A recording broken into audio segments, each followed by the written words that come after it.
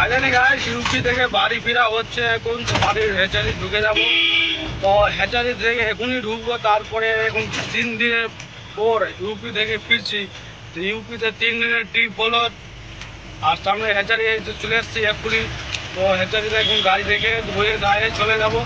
আর এই টাকা আছে আমার হাতে, তো টাকার হিসাব এখন দিয়ে দেবো মালিককে। তো আমাদের আজকে ট্রিপে বাচ্চা বিক্রি হয়েছিল 3 লাখ টাকা, তো সম্পূর্ণ টাকা মালিককে ক্যাশ মোটামুটি এসে ফোনপেতে দেওয়া হয়েছে।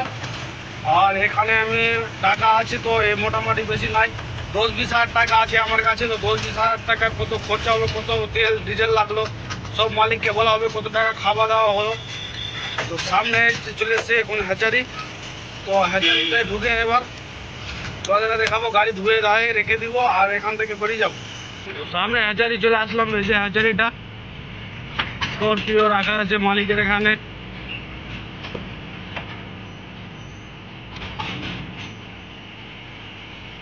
তো ফাইনালি এখানে পৌঁছে গেছি। তো পৌঁছার পরে এখানে গাড়ি রেখে দিলাম, গাড়ি এখানে থাকবে।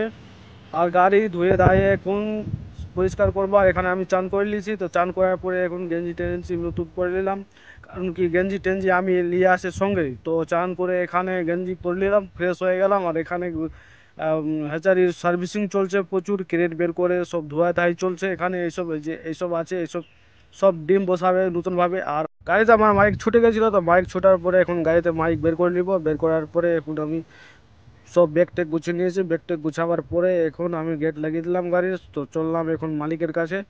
তো মালিকের কাছে যে এখন হিসাব টিসাব সব বুঝিয়ে দিব, বুঝাবার পরে এখন বেরিয়ে যাব।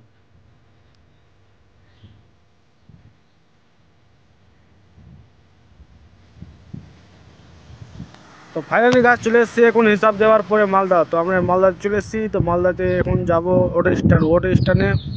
তো অটো ধরবো, ধরার পরে চললাম এখন আইটিআই। তো আইটিআই পাবো অটো। তো এখানে আছে রোদবাড়ি। তো রোদবাড়ি ম্যাজিক স্ট্যান্ড থেকে আমরা বেরিয়ে চলে যাচ্ছি। তো চলে যাচ্ছি এখন অটো স্ট্যান্ডে। তো আমরা সব সময় গাড়ি ধরি আইটিআই যেটা অটো পাবো, টোটো পাবো, ম্যাজিক পাবো, যা পাবো সেই বসে যাবো টোটোতে। তো যাওয়ার পরে এখন বাড়ি চলে যাবো। তো যাওয়ার সময় চলো তোমাদেরকে দেখা। তো গাইস এখানকার গরম আর ইউপির গরম পার্থক্য তো আছে। এখানে 19 আছে, তো ইউপিতে 20 আছে, 19-20-এর পার্থক্য আছে। তো এখানেও প্রচুর গরম আছে। তো আমাদের মালদায় গরম নাই এরকম বললে চলবে না।